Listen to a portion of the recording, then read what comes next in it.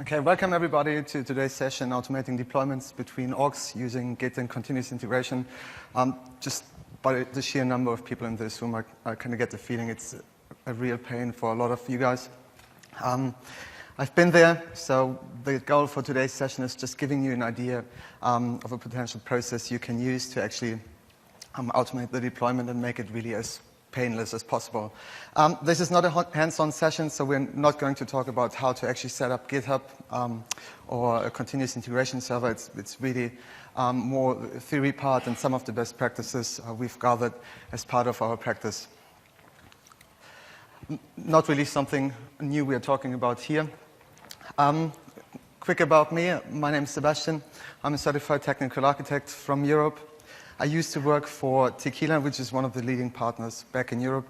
And some of the content we are talking about here today is actually extracted from quite a lot of projects, such as British Airways, Unilever. So really the big enterprise customers where we kind of iterated on the process to an extent where we could really say, okay, that's a smooth process.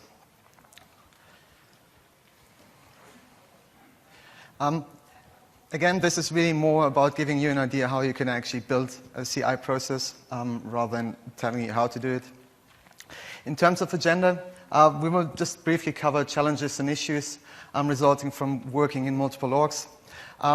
Some of the two key scenarios, the approach, of course, so how we're actually going to address the automation, some of the benefits of using the automation, and some of the best practices. And if we have time, a Q&A session. If not, I will be around, so feel free to actually ask me any questions you have. How many of you have been trying to deploy on a Friday evening and just realizing it doesn't work? I mean, let's face it, if you're using standard tools, that's most of the time what's going to happen. You just hope it's not going to break. Someone didn't actually introduce a validation rule in production. So just to give me an idea of what you guys have been using, we've used actually using change sets to deploy from one org to another. Okay, quite a lot. We've used actually using Fostercom IDE or another tool to do the deployment. Okay. Who of you actually has done a deployment within the last 2 months without any errors, any issues? Okay, so we're breaking it down. And who of you actually has experience using source control systems such as GitHub or Subversion? Okay, so most of you are actually familiar with it. And now the main question, who has actually used continuous integration? Who has experience with it? Okay, good. So there are some people who can actually learn something today. So some of the challenges and issues around working in multiple orgs is, first of all, keeping those orgs in sync. You have two developers working in two separate orgs. They're working on a shared class or any other component, and they override changes. So you have to try to keep those in sync, and of course, preventing the overwriting. Just alone the amount of time required to actually run a manual deployment. So there are orgs out there where it takes up to 8 to 12 hours to actually run a deployment to production. You don't really want to wait 12 hours to actually see on a Friday if your deployment is successful or not. And of course, if there are any errors or conflicts, you won't really see them until it's very, very late in the process. And what's also really important is the traceability of changes. So you want to understand when was a particular change done, so you can revert back to it, or maybe just help your colleagues to actually improve their skills.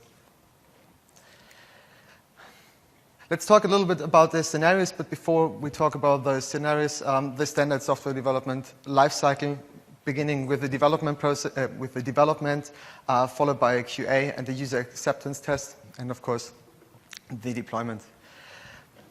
It's quite easy using the simple setup, which is quite common. You have a single sandbox you have to deploy to production. I mean, if you only have a single resource working on changes and doing the deployment, That's actually fine if they stick to the process, but most of the time you have more and more people doing requests, making modifications and changes, and it's very likely that your deployment might fail. A little bit more complex and more enterprise-like scenario where we have multiple Salesforce orgs available. Before I'm going into the different Salesforce orgs, let me just give you a quick briefing about the color coding I've used across the entire slide. So blue box stands for a developer org, orange for developer pro with extended capabilities, of course.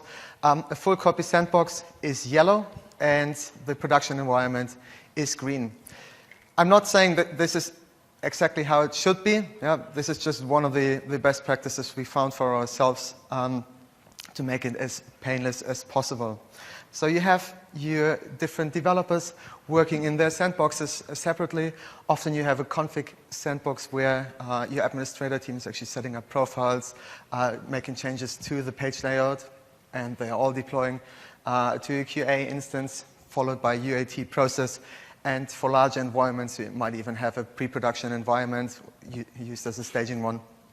And of course, for immediate hot fixes, you might have a different org. So the approach before the silver bullet. You have your local developer working on their local machine and pushing it to the developer sandbox. And both are actually deploying their code to the same instance. What will happen? They might accidentally overwrite the changes, cause tests to fail, etc., etc. So using the silver bullet, you have your developers working in their local environment, deploying to their sandbox production, but actually rather than doing a direct deployment to an integration org or to a centralized org, they're actually committing their changes to a GitHub repository, which is shared across the entire team. Yeah. I'm going into the more specifics of Git and how to use it in a later slide, but just bear with me here a second. So we have a centralized repository, we commit those changes, and we have a continuous integration server who is actually doing the heavy lifting for us. So, the CI server picks up any changes and commits those changes to the given orgs. Ideally, you have a CI sandbox where all the changes get integrated, and then the different environments to support the process steps. In terms of components, we need Salesforce orgs, of course. In a scenario where you only have a single developer sandbox available, you might actually use standard developer edition sandboxes, which are really easy to integrate using continuous integration. You use Git for the source code management.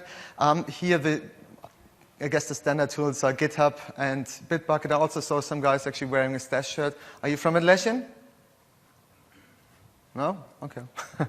And of course, you need a command line tool or an application to actually commit those changes. Either you prefer the command line or you use the tools such as SourceTree, which really makes it quite easy to actually run source control on a local machine. And of course, the CI software, Jenkins or Bamboo, of course, there are different other tools out there. I mean, those are the two I had very good experience so far. It's not set in stone what you're supposed to use.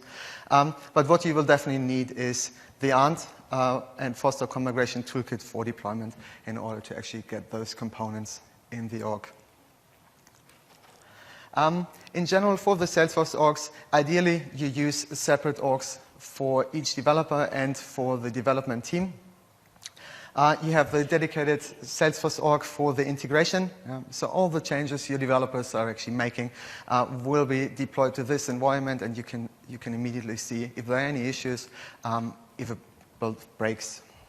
And of course, the Salesforce orgs for the different stages. I mean, depending on your process, you may not even have a dedicated QA sandbox. It might be the case that you're actually using a combined sandbox. Okay, sorry. In terms of, can you still hear me? Not well? Oh, okay, we're back.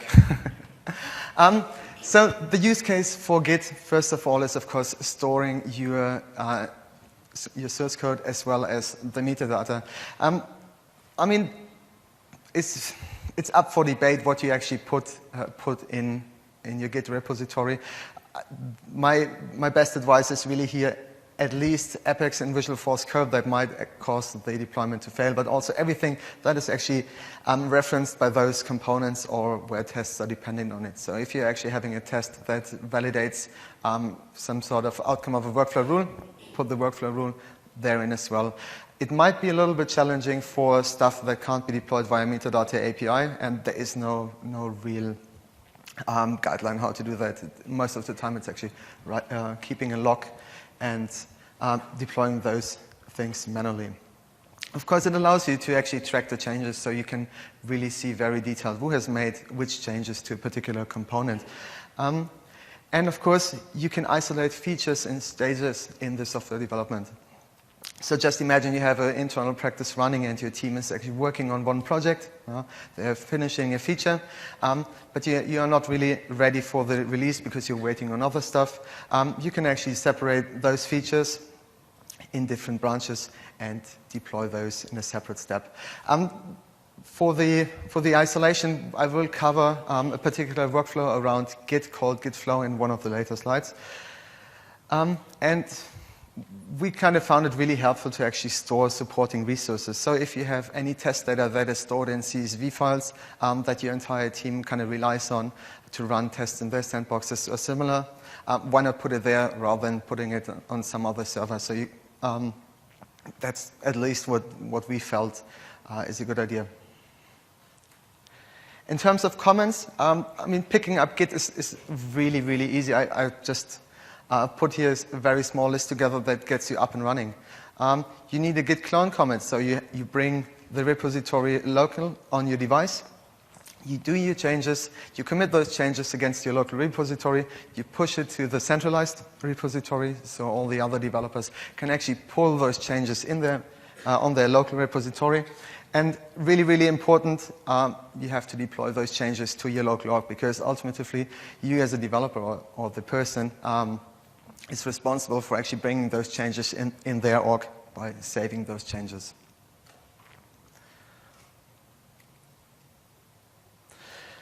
In terms of continuous integration, so this is really not dependent on any tool, but the goal is here driving the automation. So all the automation will be based on the ANT toolkit, which not only allows you to actually deploy the components from your Git repository, but also the execution of supporting tasks. So take, for instance, the Force.com data loader. You could actually run that from your continuous integration server to bring test data automatically into the system. You can get notifications on build errors to really get an early indication if there are any problems with the deployment. The reporting, of course, you can see, was it successful to deploy, what's our performance, how many issues do we actually have during the development. Maybe there is a problem within your team where you kind of have to help your guys to provide a little bit more training or guidance at least. As I said, automation of supporting tasks, so setup data or actually executing test scripts. So if you have a really complex UI-heavy application, you might even want to create Selenium tests that allow you to validate your front-end application.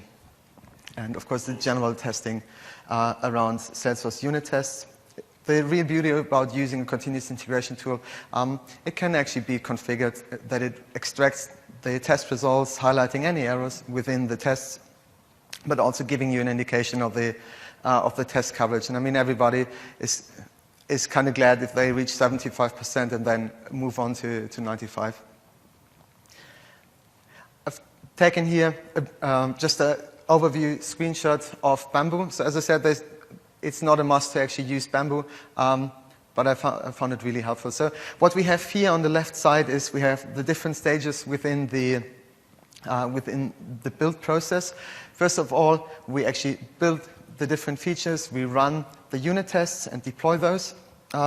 We run any separate integration tests. And on the third step, we run UI tests. And it gives you here in the center just a quick overview also what issues or tickets were included in that build. And the other tabs really give you a more detailed overview what kind of tests were actually executed, what changes were included, some logs, and of course metadata. And of course, using such a tool, I mean, that's where we actually want to get, just deploy and get it done.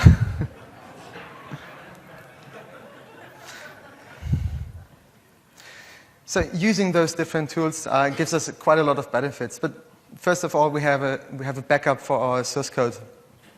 I was actually asked on a reception on Monday evening, what's the feature I would like to see the most, and for me it would actually be an integrated Git repository in Force.com where you can just deploy to and run the deployment process.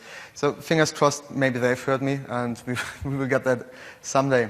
But also, as I said before, we have the benefit of actually running all the necessary tasks in an automated fashion.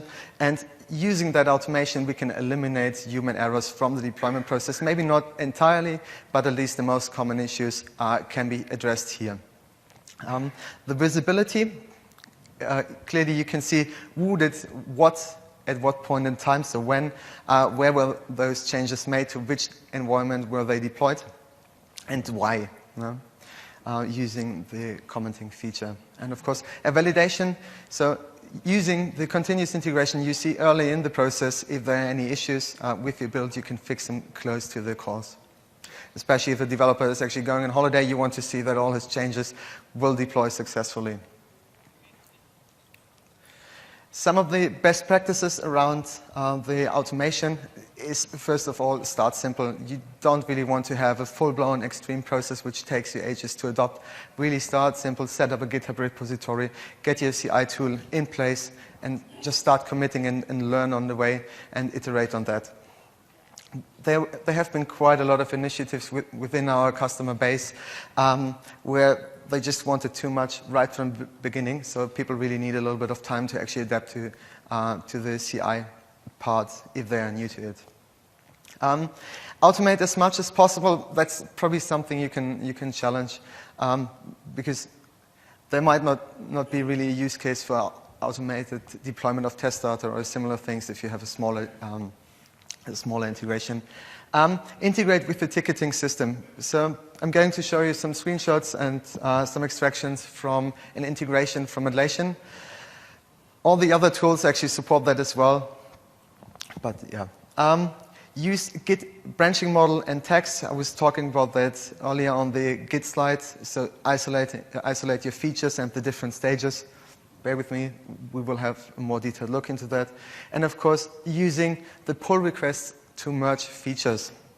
So a pull request allows you to have a formalized process where you bring changes from one branch into another. I would say the most important feature or the benefit of using pull requests is you can actually establish a code review process, which is not necessarily about indicating if someone is bad or is making problems, but really having a conversation around how features have been built, maybe as a team having a discussion where to improve and to get a consistency within the code base. All that stuff doesn't really make sense if you don't do it regularly, so commit and do your builds on a regular basis, at least daily, and maintain a destructive changes log. You can automate the destructive changes across multiple orgs without any problems, only if all those components you want to delete are actually present in the org. So it's an all or none deployment. Just imagine your destructive changes actually include a custom field that hasn't been deployed to a particular org. The destructive changes will fail in their entirety. So try to keep such a log in place to avoid issues around the destructive changes. So I was talking about the ticketing integration, and what we can see here is just a screenshot taken out of a Jira layout where you can see what builds actually have been run or where was this feature included. Was it done successfully? When was it done? And ideally any builds, any tests that have passed. And what I personally really like about the integration, it gives you an idea where in the process is that particular feature. So if you have a rather simple process to do in progress and completed, you can't really tell in which environment it is. But using the ticketing integration, you get a really good idea where it is, and you can even automate the creation of branches here.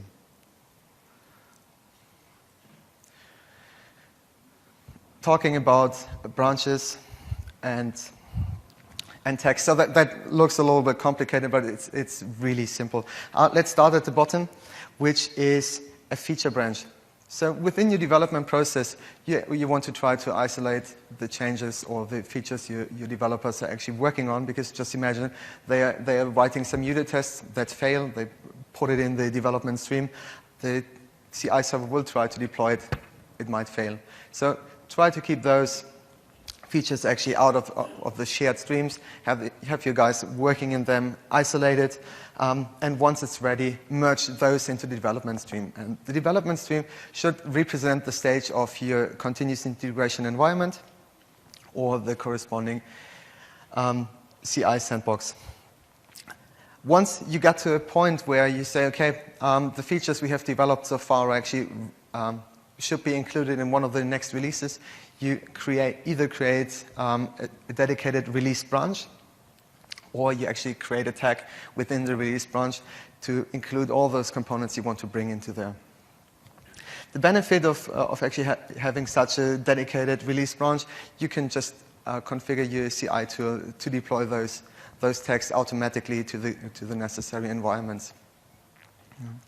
The hotfix environment is mainly a branch out of the master, which represents your production environment. And this is really if you have any hotfixes. So there is a new release coming up and you identified any issues that might hit production before you actually release new features.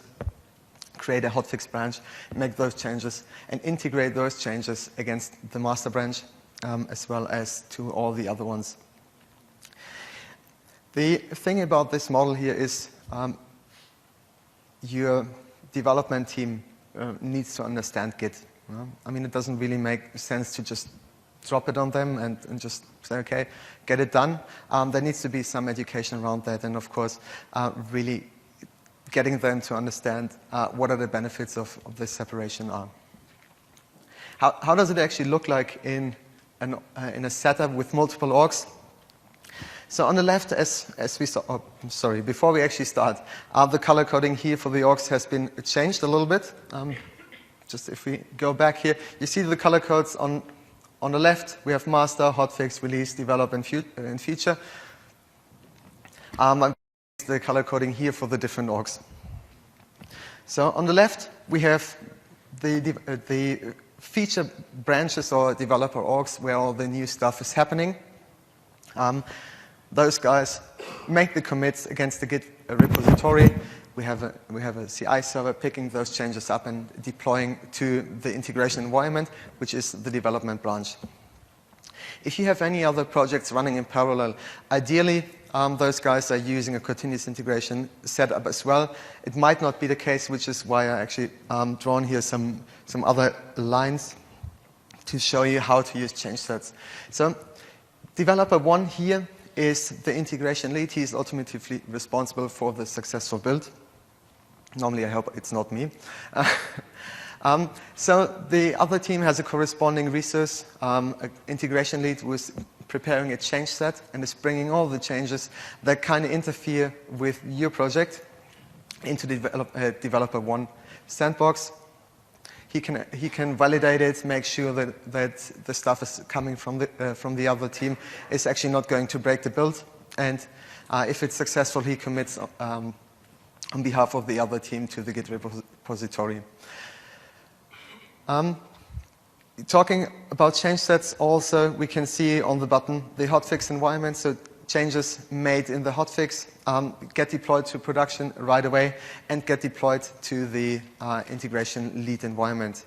Same thing if you want to bring development config resources into your development process and you're not having a sophisticated tool to actually allow them to easily extract metadata and commit this stuff, use a change set. And of course, the last steps within the process, the deployment to QA, UAT, and production.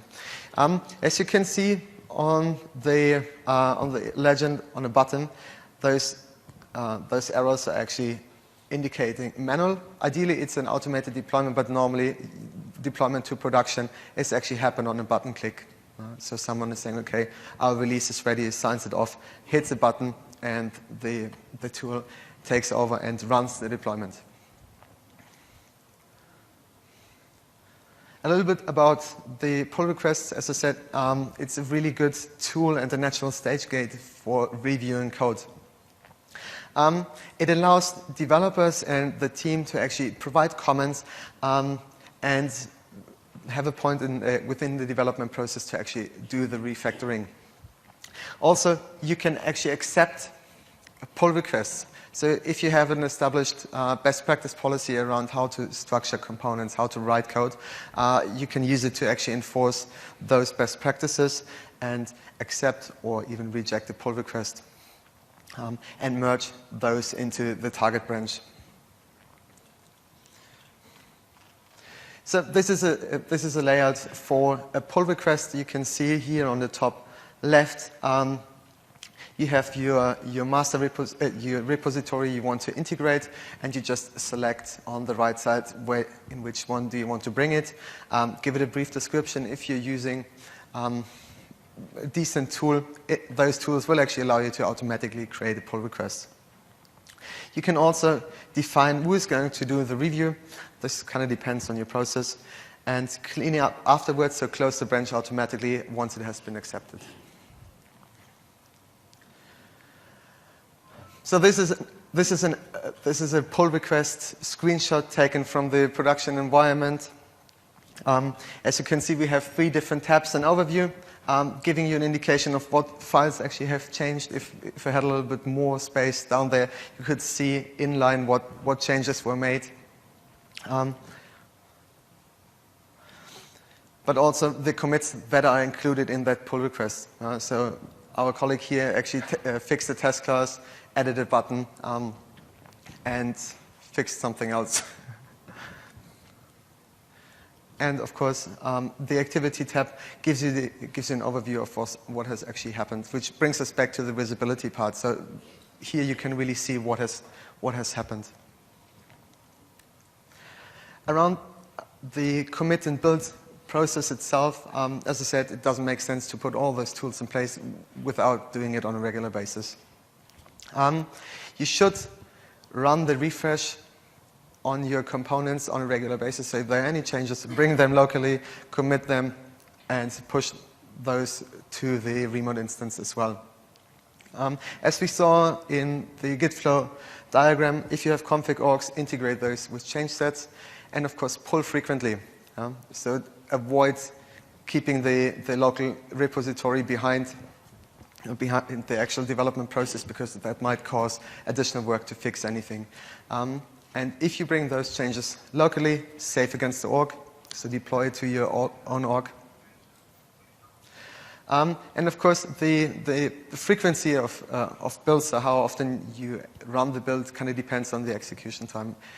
In the beginning, I said there are orgs which 8 to 12 hours deployment time, so those are definitely orgs against which you don't want to build automatically. To actually improve performance, what you can do is you can run smoke tests, so really just selective unit tests that are relevant to your project, and you can exclude managed package tests. And in a scenario where you only have a single developer sandbox, there is an option in the metadata API running a validation only to give you an indication if you would deploy it finally to the production environment, would it pass or not? So rather than deploying it in its entirety, just getting the feedback. Long story short, so you should definitely do it if you have a pain, if you're working with multiple orgs.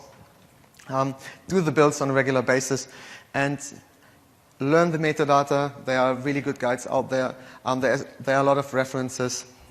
Learn Git. GitHub is providing an online tutorial, a step-by-step guide where you can pick it up very easily and really use your tools and adapt those tools to your processes. For any questions, as I said, I will be around, but also on the Stack Exchange, there are really good resources and questions around that and within the developer forums. Thank you very much.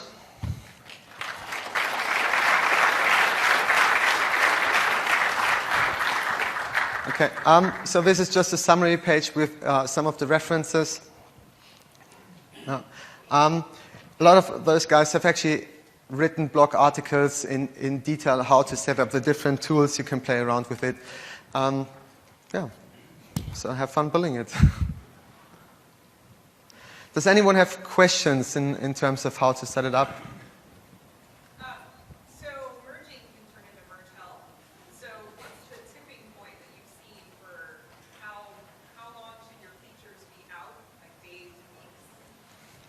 I would say that kind of depends on the complexity of your feature and how much changes you actually have to make. Yeah? If you have a feature that has a very tight integration to another feature, you should try to merge it as soon as possible in the process, or actually pair those two guys up. So there is no clear indication. So you haven't seen like org size where it doesn't necessarily make sense to have so many features. It's more like 20 plus developers or plus. I have to admit, I was in a lucky situation, never have to work with more than 20 devs. Yeah? Can you talk about like best practices in dealing with package.xml for ants? Are you deploying entire sandboxes over QA, or are you just deploying metadata changes for specific boxes? So you're talking about actually the features that get deployed.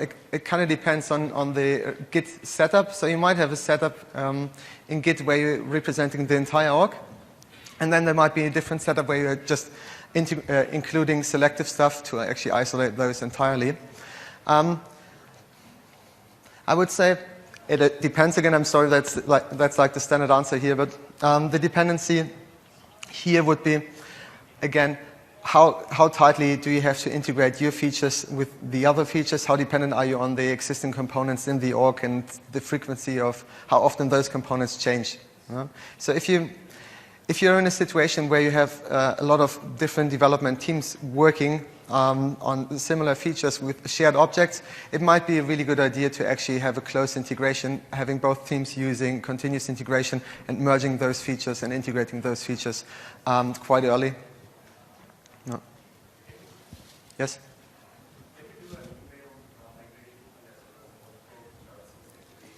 Excuse me, can you... An email migration? So migrating email templates? Yeah. Yes. And also the workflow rules? Yes, workflow rules are deployable. I'm not really sure about the approval processes, if they are deployable by now. Yes, they are? Awesome.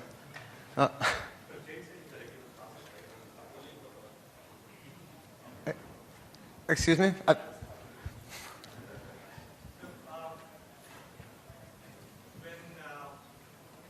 move that dependency calculation from sandbox. So it is in the manual, right? We calculate in sandbox. Can we move it to production? So for dependent pick lists, or for pick lists in general, I would actually rely on change sets, just for the fact if you're removing pick list values from the pick list, they won't be automatically removed if you're using continuous integration. For those, it would be really helpful to actually use change sets. In fact, I'm talking about the dependency. Manually configure the dependency, the controlling field, all that stuff, right? So can we move that dependency to production? Yes, so dependencies are actually managed within the custom object XML file, and they are deployable. Okay. All right, thank you. So is it possible that we can deploy the delta changes instead of the entire stuff, as in all the classes and all the files? So based on the change list ID, I want to deploy the stuff. Based on a list of changes. Right. So there is actually a tool out there on GitHub that allows you to compile a list of changes by just comparing the metadata of two orgs and then running the deployment automatically. To be fair, I can't really remember what the name of the managed package was. Not the managed package, but the GitHub project. Just run a search on Google. It's I don't know. Automatic? No. Sorry, I can't really remember. But it's out there. There is a tool available. Okay. To compile this list of changes. Okay. Yeah, thank you. Okay, a couple questions. First one, for your developer sandboxes, how are you managing pushing data back into them and keeping them synced up with the branches in Git? So if you're having any changes happening on another branch such as QA and bringing those changes back? Sure, or just in general, when a developer like starts working on a new ticket, with your process, would they typically go into Bamboo and like deploy a build back to their dev sandbox? So the bringing changes back into the different sandboxes actually happens by pulling the changes from the Git repository and then saving those changes against your org. Okay, so are you using a merged Git working directory and like a Force.com ID workspace? I personally use Sublime Text, but I mean, it does the job definitely. Pulling down the changes and then just save against server. Okay. Second question. So are you checking in all the admin metadata types too then? And is a developer doing that, or do you have the admins doing that themselves? Checking what? For like admin metadata like workflows or email templates or even just objects and fields?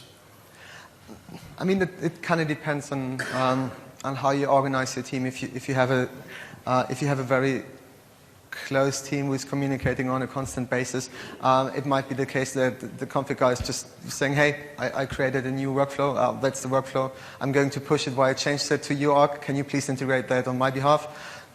You also might have an internal tool that actually allows you to extract the metadata via UI and committing it against the GitHub repository. So it's really hard to tell. In terms of process, I would say try to keep it in GitHub and use the ticketing system to automate that. Okay.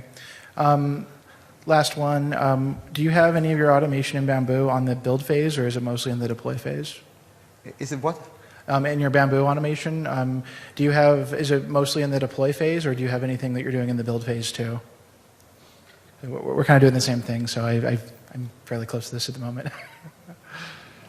I mean, we're using the continuous integration across the entire development phase, which includes the deployment to production.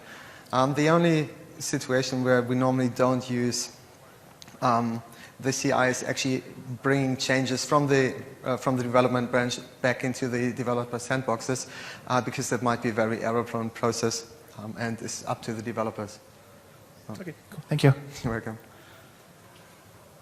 Hi there. Profile data. Oh, sorry.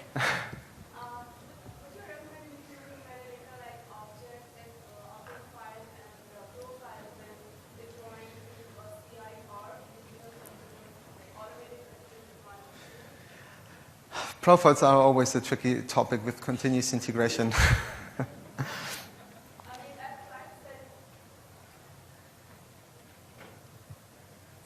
I've tried setting up like workflow rules and object, and I run into a lot of issues because it keeps giving some weird error messages. So I was just looking if there's any tips and tricks or recommendation around how to set up the automatic CI deployment between your develop integration box to the dedicated CI org. Are you asking about how to bring those configuration changes into the CI environment? Yeah, like if you want a true CI automation process, meaning anytime you make any change, your Bamboo or Jenkins job would take up all the components, build it, and push it to the dedicated CI org that you recommended. So when doing that, I faced a lot of challenges, including workflow rules and object file and profiles. Yeah. So just what's your experience like around that? Okay, so in a setup where we actually have a dedicated config team working in a sandbox, those guys use a change set ideally to actually bring those changes into the org belonging to the integration lead, and he will actually take care of bringing those components in. So they need, I mean, running the automation is nice and fine, but it doesn't relieve you from actually communicating as a team and really working as a team together. Ideally, integrating change configuration via change set into the developer org and he being responsible for bringing that in CI. The problem is when you're trying to actually bring this stuff directly into the integration org, it might get overwritten. It's not always the case, especially if you where you have components that are unique, that are not included in it, they don't get automatically deleted. But it's problematic because you can't bring those changes then into the other orgs. Does it answer your question? Yeah, it does. Thank you. You're welcome. So I missed the first part. Did she ask about profile data? Yeah. And you said no? No. Should we try to crack that nut? Because we couldn't do it. Yeah. So, as I said, profiles are really tricky, especially if you're running unit tests with a different profile setup. I would say give it a try. It depends on how often you actually make changes to the different components. So you're introducing new custom fields. It might actually make sense using change sets here as well. I have seen scenarios where the teams have just used change sets for the development process, bringing those change sets actually into the system and assigning them automatically to the test users, and then having in a different stream actually the profiles being deployed to QA and UAT, so where you really validate the profiles. But there is no absolute recipe. I can just give you what we've done so far. Okay. No. So our unit tests take about 2 hours to run, and we dynamically generate our build XML. We dynamically were trying to build into the unit tests, but because 75% is all your code and not the code you're deploying, it failed. So how do you bring the unit test into the process? Yeah. So around the unit tests, first of all, which API version are you running to 30. run your using tests? 30. So consistent across the entire setup, you're not relying on organizational data or isolating your test data. So there is the ability to define whenever your tests have access to the entire data of the org or only have access to the data created during the test. Because what we've seen for prior to API version 24, it took a lot of time, and just by refactoring those tests to not rely on organizational data, we could reduce the amount of time necessary. So we have a factory for test data. Okay, good. Yes, no data that's used within the database. Okay.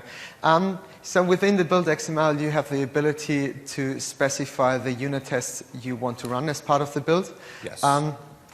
It might be a good idea to actually leverage that, having some sort of log file in the repository where you basically write down which tests you want to include, and use that for producing the build XML. And that's what we did. So we dynamically generated tests based on what was deploying, but they failed 100% because it was saying that we didn't cover 75% of our overall code. So it was looking at the overall code and not just what we deployed. Does that sound right? It sounds like that may not be 100% accurate. It makes now? sense. It makes sense since you're running only a limited test. I mean, so do you just do unit tests for everything every time? If it's small enough, yes. If not, we're running smoke tests where we have really those selective ones. But what you can do is you can just run a reporting. So after the deployment, pick up the test results and actually generate a summary giving you an indication of how much coverage the individual classes have, without actually aggregating that up. But that's a lot of custom stuff to do. But if it's worth for you guys, you should definitely give it a try. Okay, thank you. Blender 15 will actually allow you to get one set of data that with your tests validated. So it'll basically use previous test data as long as it will only test the changes. Really? Yeah. So that's one of the new features. How are you guys using destructive changes? Excuse me? How do you guys manage destructive changes? Okay. So destructive changes, as I said in the presentation, are a little bit tricky. Yeah. If destructive changes are actually part of your project, where you say, okay, we're introducing new components and we're removing those components, you can actually automate that, because all the components presumably are available in the org and can be destroyed. But if you have destructive changes within your sprint or the phase, whatever you want to call it, that might not be available across all orgs, you should probably try to run the builds automatically, see if those fail, and create a destructive change log where you just write down, okay, we've removed those components, and remove them manually, or create a build XML, a destructive changes XML for the individual org. Got it. Thank you very much. I have a question regarding the Force.com toolkit, the IDE and importing metadata from that. So my question, you just mentioned that there was a GitHub application that could compare to organizations and give you the changes. So I was wondering if we had to provide the metadata for that, or if we could just give them our login information and would just pull everything up. How does that work? So how it works is you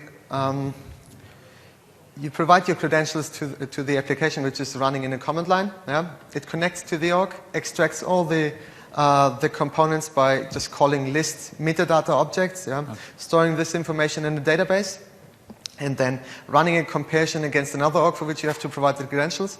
It creates a list of changes using the last modified date, and then you can actually create a package, how they call it, and deploy The those XML changes. file, right? Package XML?